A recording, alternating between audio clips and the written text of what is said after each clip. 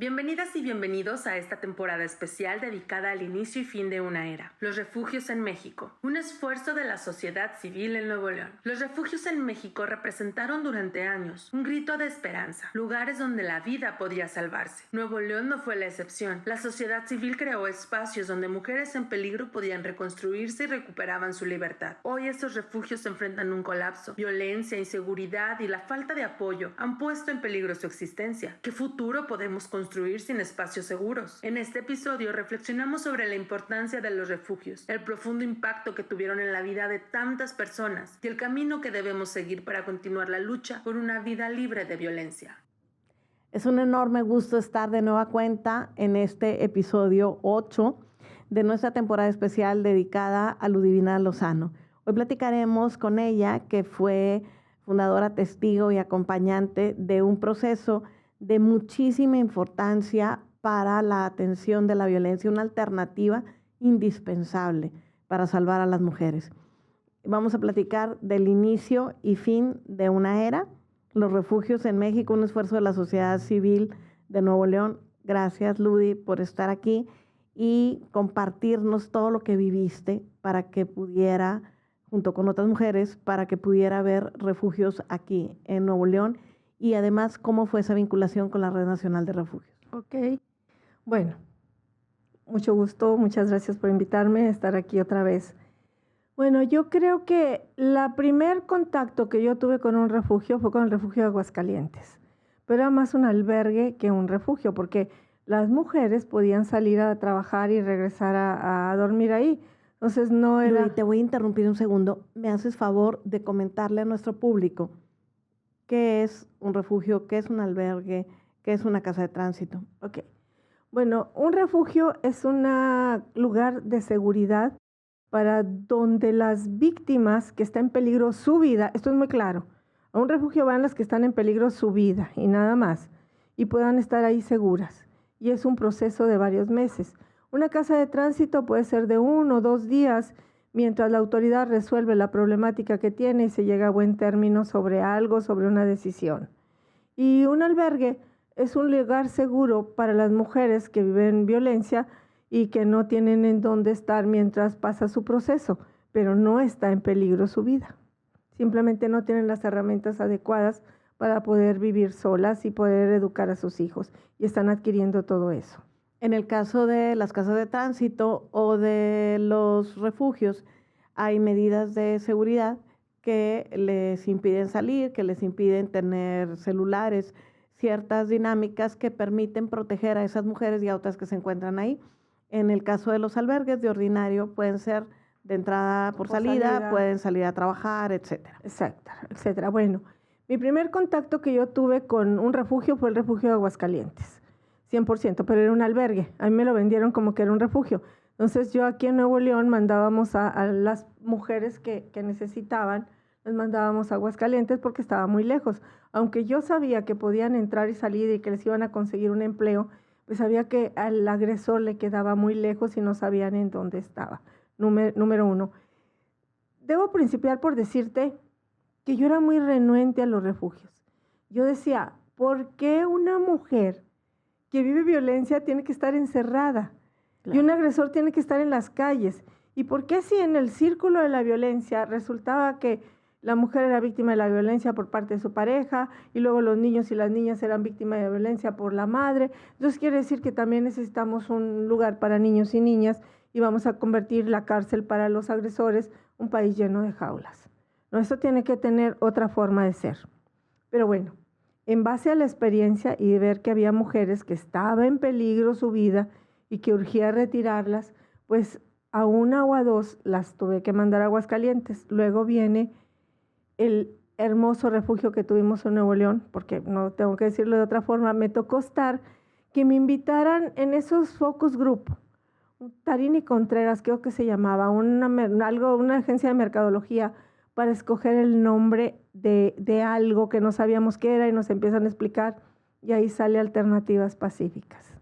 Alternativas Pacíficas con gran apoyo de FEMSA, de Eva Garzagonda. Ahí estaba también Ana Delia y por supuesto la primera directora y consejera y el alma de Alternativas Pacíficas, Alicia Leal Puerta. Entonces, debo decir que el refugio que nace como Alternativas Pacíficas ya es diferente al refugio que yo conocía en Aguascalientes. Este ya era completo. Era un lugar seguro en donde había médicos, psicólogos, trabajadoras sociales, educadoras, maestras, para que esos 4 meses que iba a estar ahí la mujer pudiera capacitarse, pudiera resolver su problema físico de salud en un momento dado, su problema legal, su problema todo. Entonces era a través de ese concepto diferente de Alternativas Pacíficas, creo que es una aportación muy grande la de Alternativas y la de Alicia Leal a la Red Nacional de Refugios, porque así nace la Red Nacional de Refugios. Entonces se empieza a ver refugios en muchos estados del país, la mayoría de los refugios de organizaciones de la sociedad civil, más que de gobierno, y yo eso lo veo bien, porque si son de gobierno, las personas están muy comprometidas con los funcionarios públicos, y a veces son sus esposas las que están en esos refugios, sus hijas, sus mujeres.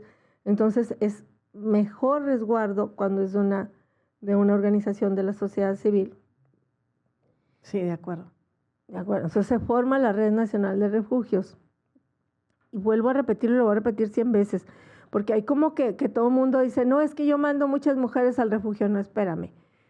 ¿Eso quiere decir que todas las mujeres están en peligro su vida? O sea, es muy claro que esté en peligro su vida.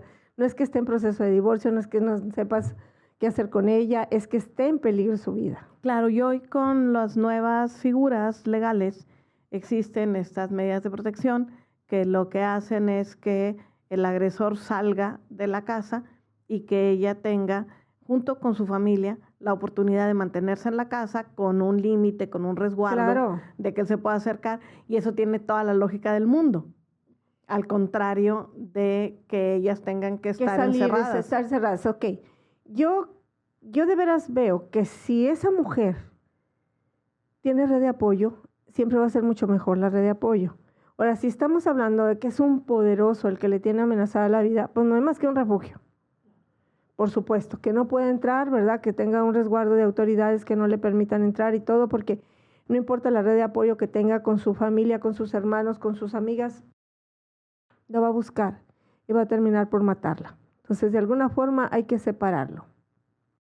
Y así es como crece la Red Nacional de Refugios.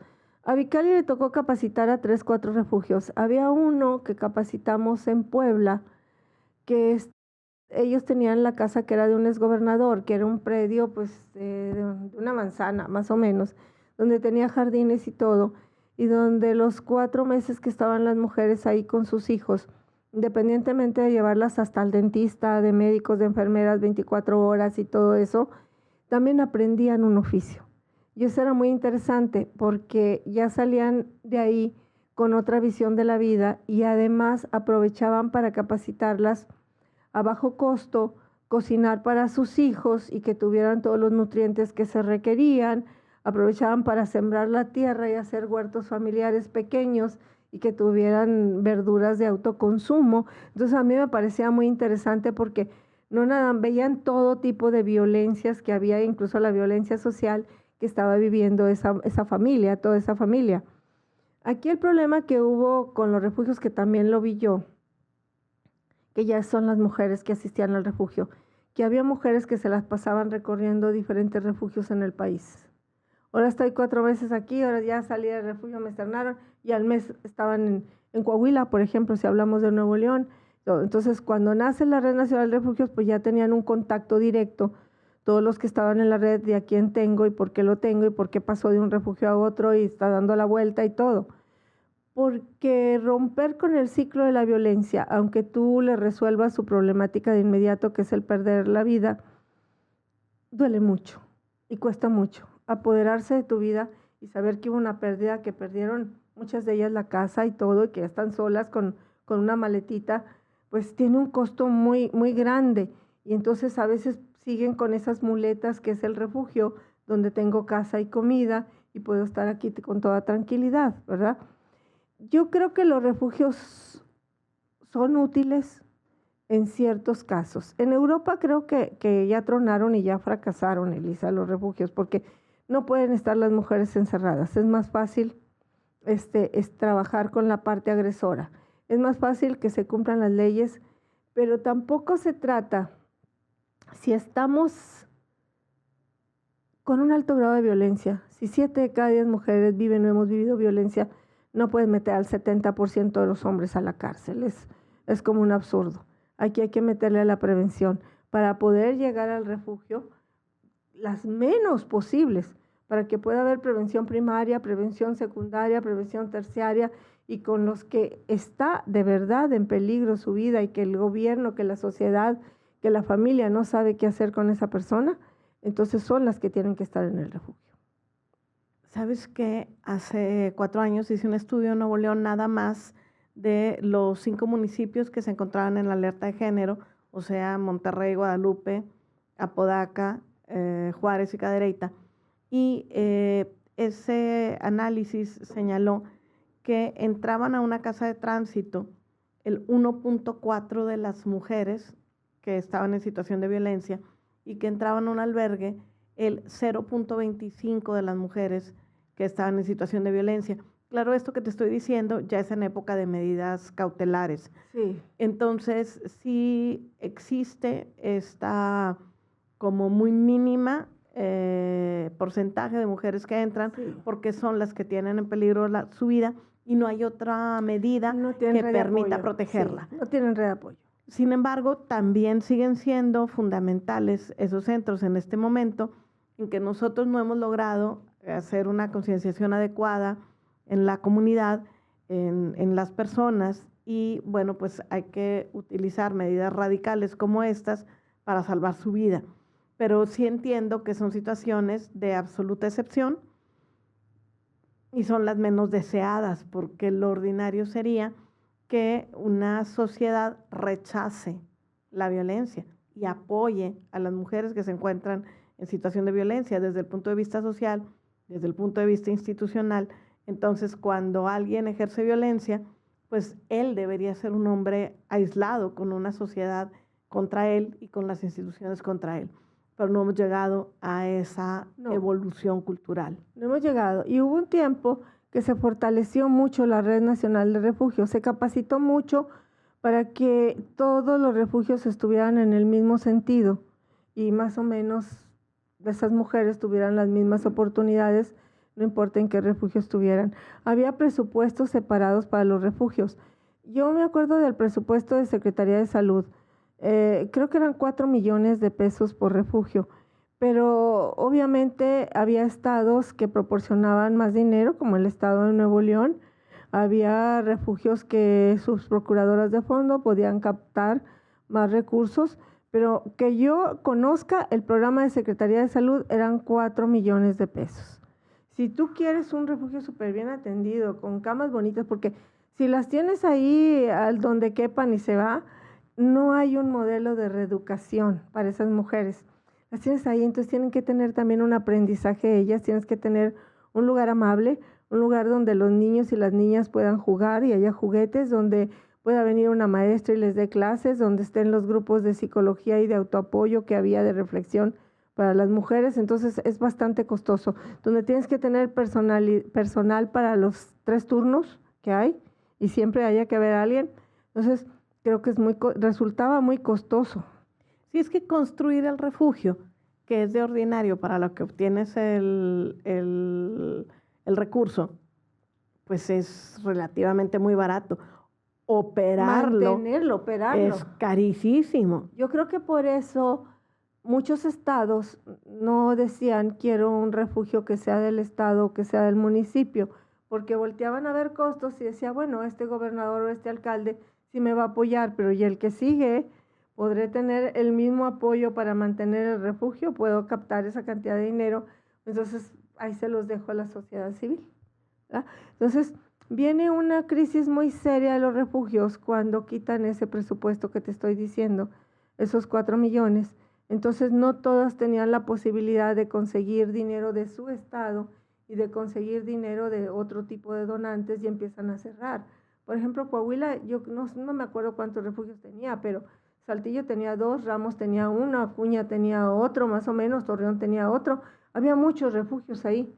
Empiezan a cerrar, porque si no tengo presupuesto, ¿con qué mantengo al refugio? El de Puebla, maravilloso que te estoy diciendo, también cerró. Porque si no puedo con esto, pues ¿para qué lo tengo? Porque además todos los refugios tenían por necesidad un centro externo. Porque al principio no se le daba seguimiento a las personas que estaban en el refugio. La única forma de darle seguimiento primero es tener un centro para la consulta externa y poder tener ese centro para después darle seguimiento a esa mujer que externaste del refugio, ¿verdad? Entonces ya era un costo adicional el centro externo y el refugio. Entonces, eran proyectos bastante costosos y que costaron mucho también al gobierno federal, porque elaborar todos los manuales para los refugios, capacitar a todo el personal de los refugios, la supervisión de los refugios, o sea, todo eso también costó mucho. Había un departamento de Secretaría de Salud que se encargaba de eso. Recuerdo que inclusive había unas casas de medio camino para acompañarlas cuando ellas salían del refugio y podían ir permitiendo que ellas se articulen de nueva cuenta en la sociedad.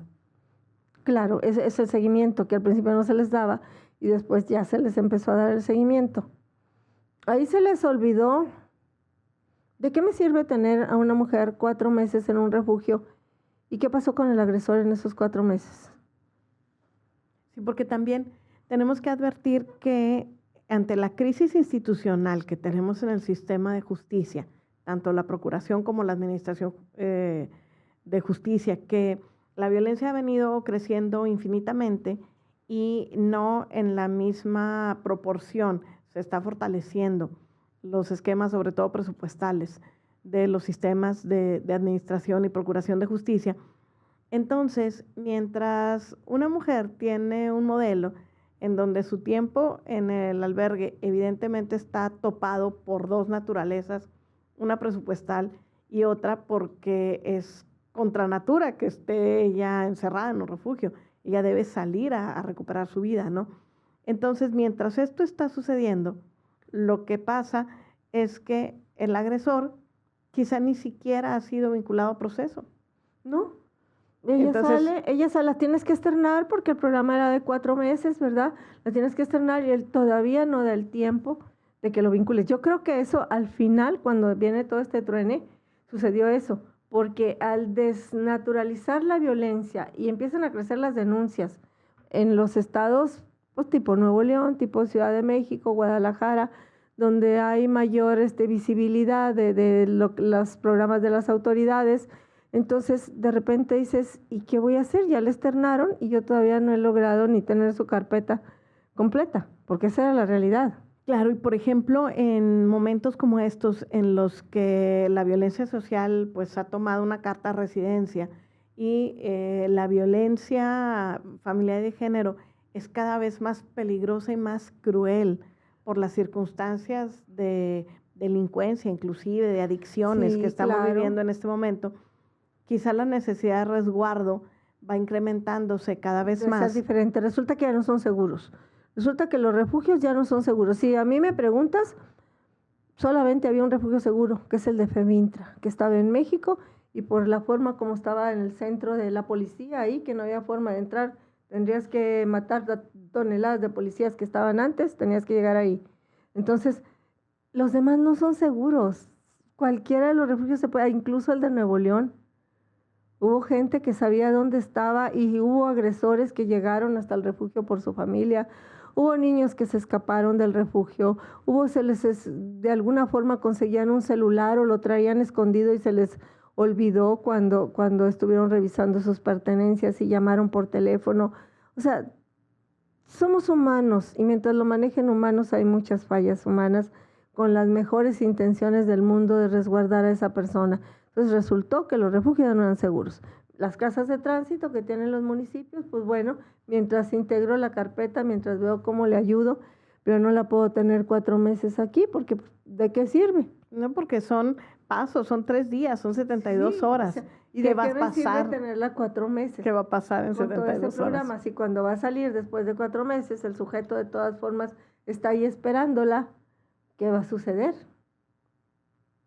Sí, creo yo que en este momento, hoy por ejemplo en Nuevo León, ¿no? Que vemos esta historia en donde la sociedad civil creó, fortaleció, permitió el funcionamiento de estos refugios y terminan por un ciclo, terminan por decir, no es posible con los modelos de apoyos federales, estatales, inclusive el fondeo de recursos, no es posible seguir manejando este refugio, tengo que entregarlo al Estado porque no es posible seguirlo manteniendo en sus circunstancias el día de hoy y lo adquiere el Estado con todos los riesgos que has mencionado.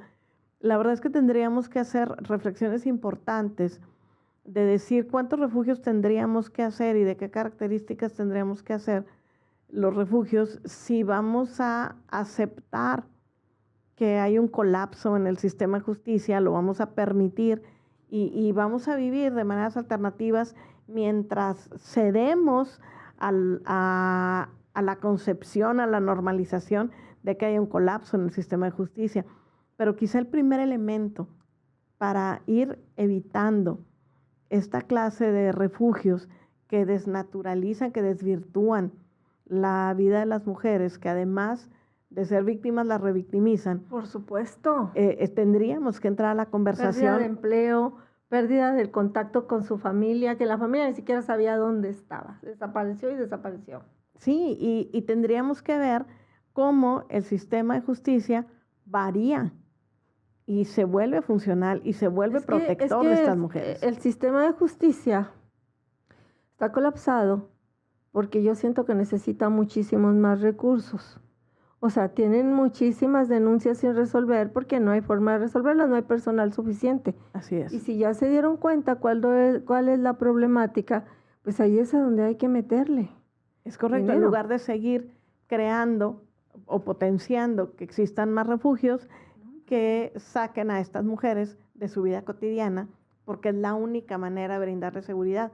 Por otro lado, también tenemos que ir evolucionando en los esquemas de patrullaje estratégico, porque de alguna forma, entre las medidas de protección y los rondines de la policía, pueden mantener la situación en un relativo orden que permita que ellos no se acerquen a los espacios en donde ellas se encuentran y que sea una forma más normal de vida para ellas, pero también seguridad. Esto que estás diciendo es bastante complejo. ¿Por qué? Porque la ley de atención a víctimas no contempla de forma obligatoria la atención a la víctima. O sea, sí pasa el rondín, pasa todo, pero esa víctima no tiene atención psicológica porque no es obligatorio. Entonces, ¿sabes qué sucede? Sucede que es esos rondines y eso todo para que no se acerque, pero ella ya hizo, y estoy hablando en serio, Claro. Ella ya hizo una negociación con la vecina de atrás para que su pareja pueda entrar por la de atrás, se brinque la barda, esté con ella y se vuelva a salir por allá. Y no sabe el riesgo tan enorme que está ella. Y él también de ir a dar a la cárcel. Claro. O sea, entonces, sí, el simple acceso ya a él lo pone en una situación de ilegalidad. A un acceso que está molesto. El tipo está enojado, está molesto porque está denunciado, porque no puede entrar a esa casa donde se quiere ir a dormir, donde quiere ver a sus hijos, donde quiere todo. Entonces, está enojado, está molesto. No es un juego de que porque ya pasaron 2 semanas o 3 semanas y todavía ni siquiera le llaman para el juicio y ahí anda en la calle y todo, ya le puede permitir que entre por otro lado para que no lo vean los que están vigilando. Entonces, aquí se requiere toda una atención a la víctima. Sí, para que pueda salir del ciclo de la violencia. Más personal. Mira, te voy a contar de una iniciativa que me pareció muy buena, creo que ya la he comentado en algunos otros capítulos, pero vale la pena reflexionar sobre ella. USAID, el extinto USAID, llegó con una convocatoria que obtuvo Fundación IDEA.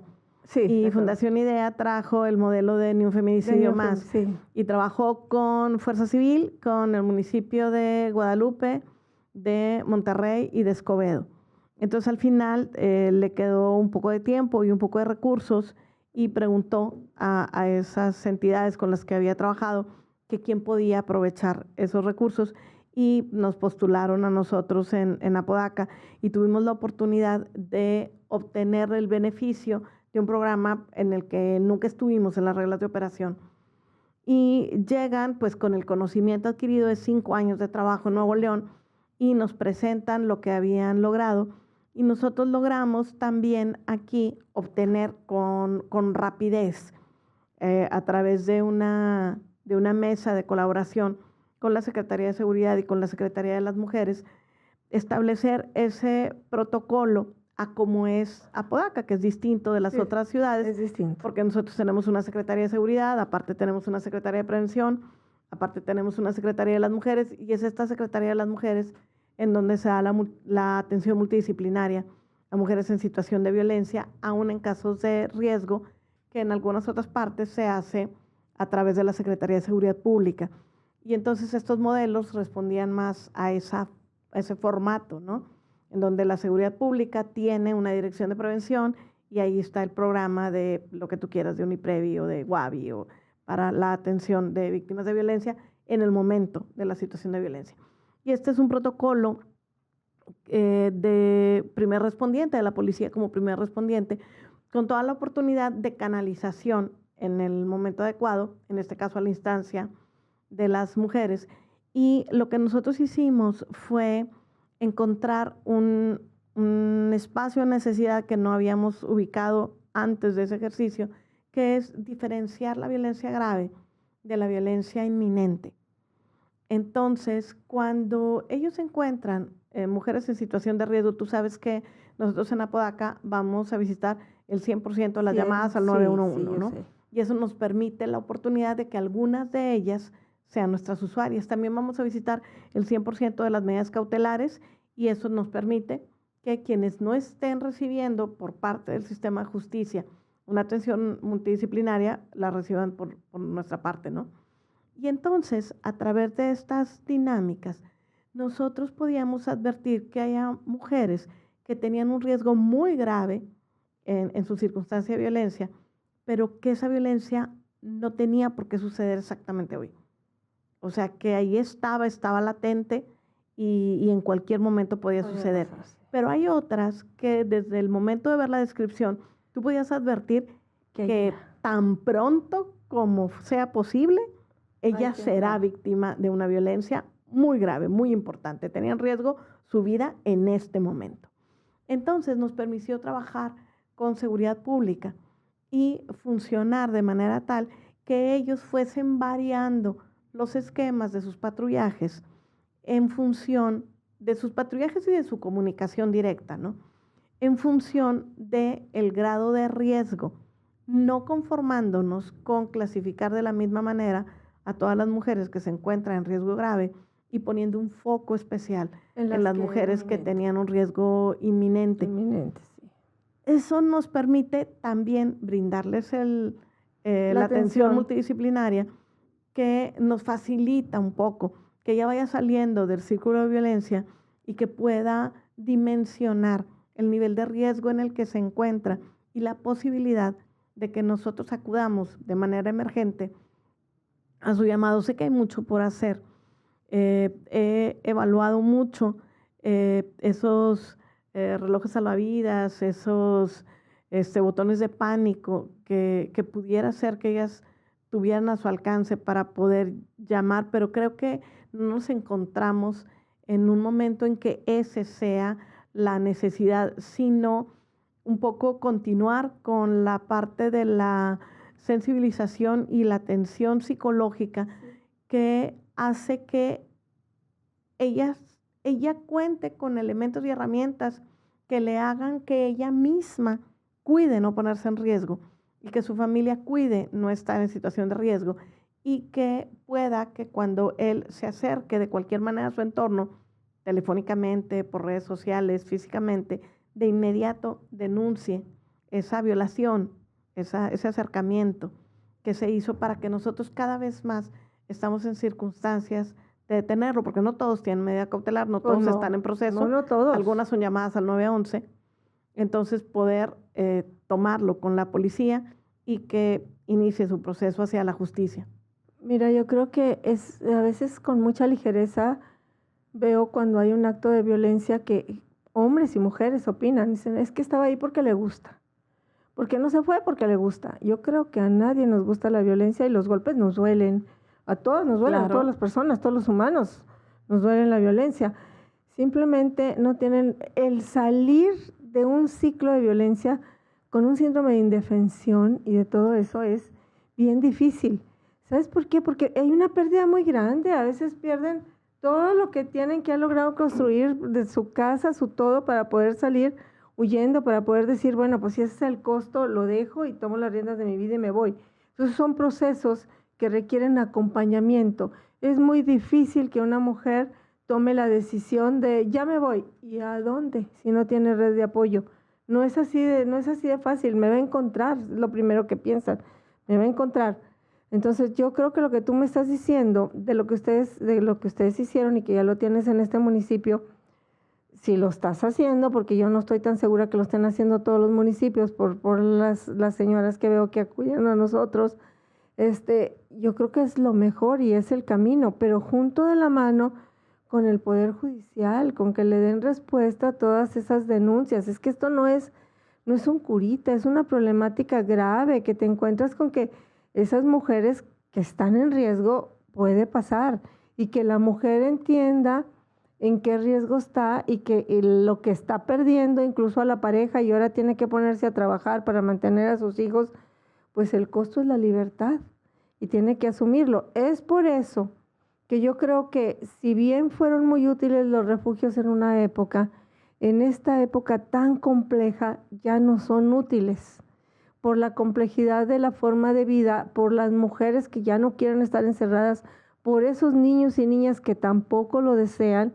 Entonces tenemos que buscar nuevas formas de proteger a esas víctimas, ¿verdad? Así que no estén en riesgo y al mismo tiempo que estén en espacios seguros y que puedan continuar en libertad y no estar encerradas. Y tenemos que trabajar paralelamente, pues tú tienes un programa de masculinidad con los hombres, porque dejas al hombre sin herramientas. O sea, ¿qué hice? Ya me acusaste, ya tope, ¿qué hice? Hago lo mismo que hacía mi papá, hago lo mismo que hacían todos, lo mismo que me hicieron en la infancia. ¿Por qué me dices que está mal lo que yo hice si es como yo lo aprendí? Entonces tienes que trabajar también paralelamente, quizás ir atrayendo a esos hombres que todavía no han sido juzgados, no están vinculados, no están nada, pero irlos atrayendo. O sea, oye, pero vente, porque te va a pasar esto, te va a pasar aquello, y es mejor que desde ahorita estés aquí para que puedas generar un cambio. Y tal vez ya no tenga que regresar con esa pareja, porque es un riesgo estar con esa pareja, pero que él también pueda tener otro tipo de vida diferente, donde quiera estar solo con la siguiente pareja, y que esa mujer, si recibe una buena atención, no repite el patrón. Claro. Y no esté a los 2 o 3 años volviendo a llamar al 911 por otro caso igualito al que reportó el 911, y así va juntando expedientes de muchas personas que le hicieron exactamente lo mismo. Claro, porque no se trata nada más de atender la violencia, se trata de erradicar la violencia. Y no podemos estar pensando únicamente en estados de excepción. Sí entiendo que hay unos momentos en que es indispensable el estado de excepción. Nada está hecho en la sociedad o en las instituciones para poder darte una protección más segura que este estado de excepción. Y vamos a estar en el estado de excepción el menor tiempo posible para resguardarte y para salvar tu vida, para que tan pronto como sea posible puedas reinsertarte de una manera adecuada a la sociedad y además con mejores y mayores herramientas. Mejores oportunidades, porque la violencia cancela oportunidades. Nadie puede llegar a trabajar feliz, pleno al día siguiente, ni hombre ni mujer. Ella golpeada con un moretón y él estuvo sin dormir gritándole toda la noche. Y los niños llegan a ver a quién golpean en la escuela, o están así, o se quedaron dormidos, ¿verdad? No llevaron ni lunch, no se bañaron, no tienen un buen aprendizaje. Entonces, esto daña a todo ese núcleo familiar que se vuelve nocivo.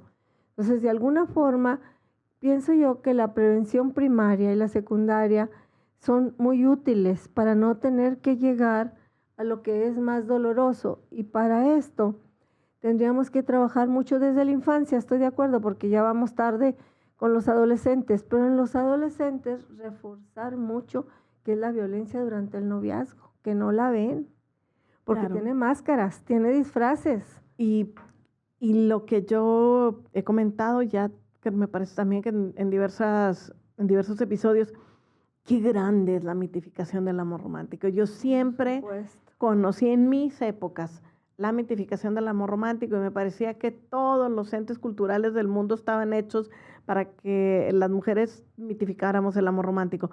Pero en estas épocas en las que las niñas, los niños, los adolescentes quieren sobrevivir, quieren salir adelante, encuentran en un par alguien que les comprende, en un mundo en el que no existe comunicación asertiva, en el que no existe conexión.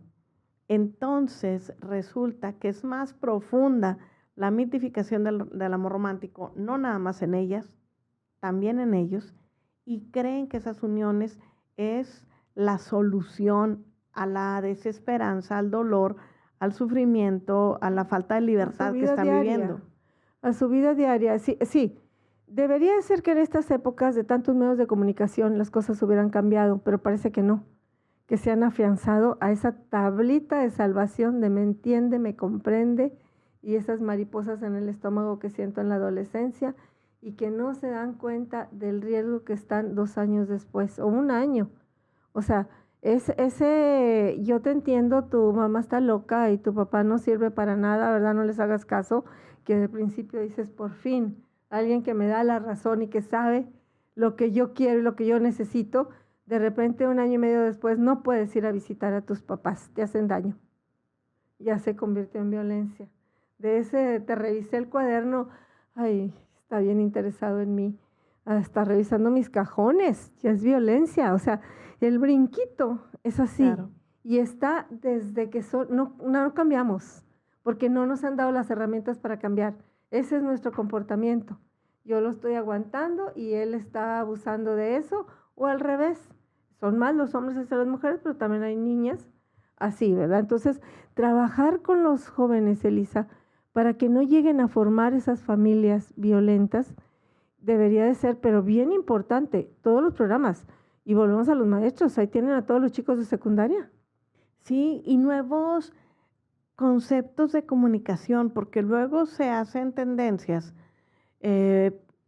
puntos que desinforman bastante o que naturalizan bastante cosas muy graves como la tóxica, el tóxico. La tóxica. Entonces resulta que cualquier novia, cualquier novio, cualquier esposa, cualquier esposo son la tóxica o el tóxico, y eso es motivo de celebración, de risa, cuando están naturalizando absolutamente lo que les causa las circunstancias que les complican vivir plenamente. Son cosas que en realidad te entristecen, que te hacen sentir desvalorizado, desvalorizada, que te sientes en crisis, frustrado, sin entendimiento.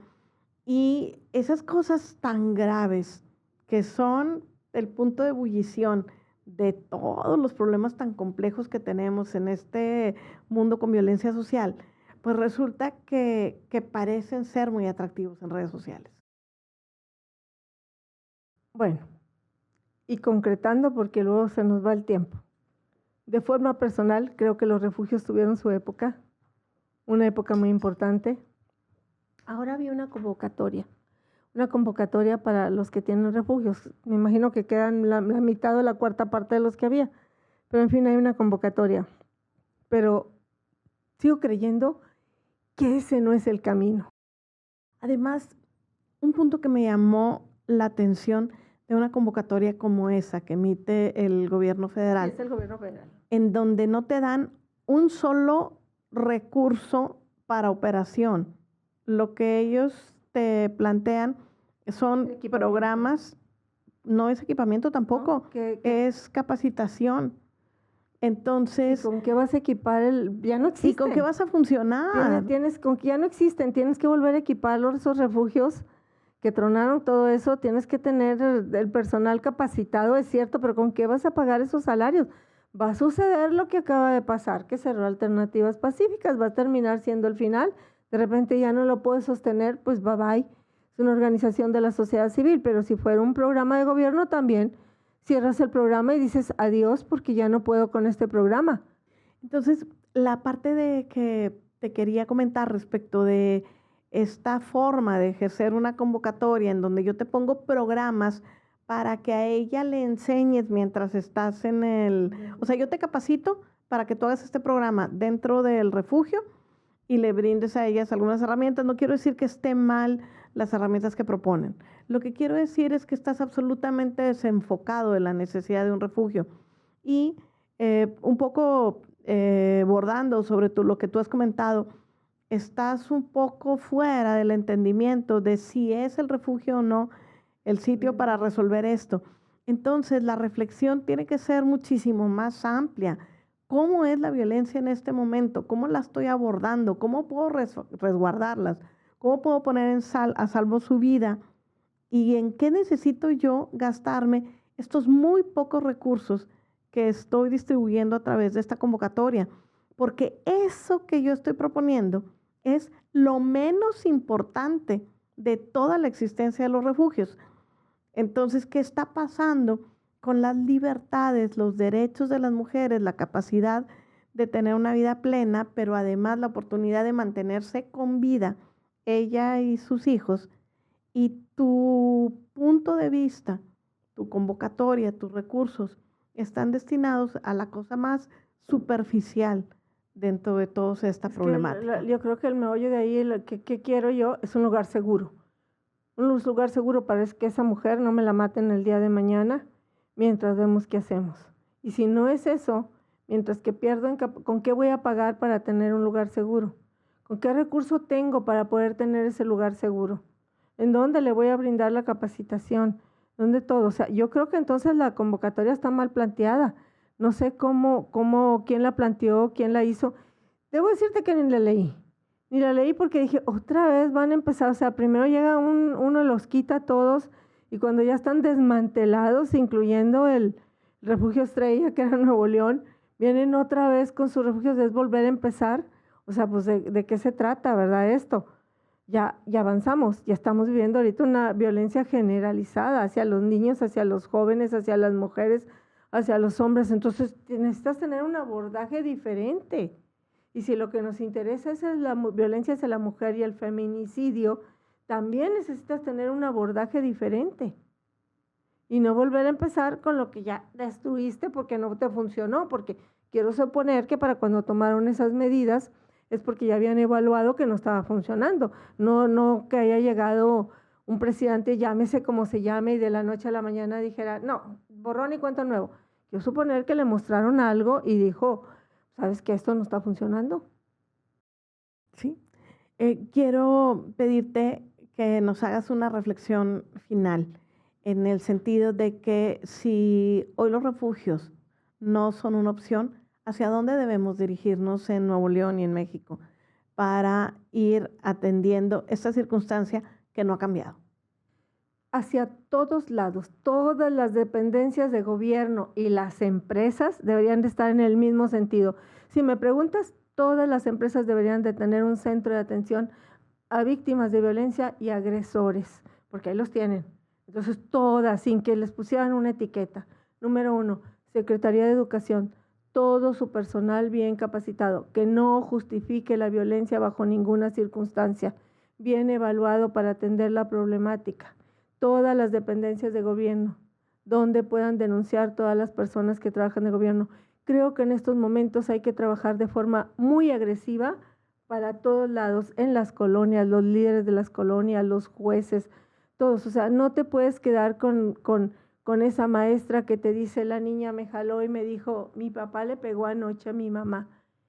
Esa maestra tiene que saber qué hacer en ese momento y a dónde debe denunciar y debe de haber personal profesional que no nada más vaya por esos niños y se los quite, entonces todos estén de temor de denunciar porque ven lo que va a suceder y en lugar de ver al gobierno como un aliado para salir de esta problemática, lo ven como un miedo.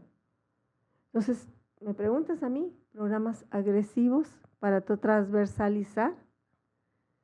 género, transversalizar todo lo que son los programas de cultura de paz, de autocuidado, de cuidado, para poder generar un cambio en la persona, en cada persona, pero para eso tiene que cambiar todo el personal que está trabajando con esta problemática tan severa y que poder generar ese cambio en la comunidad.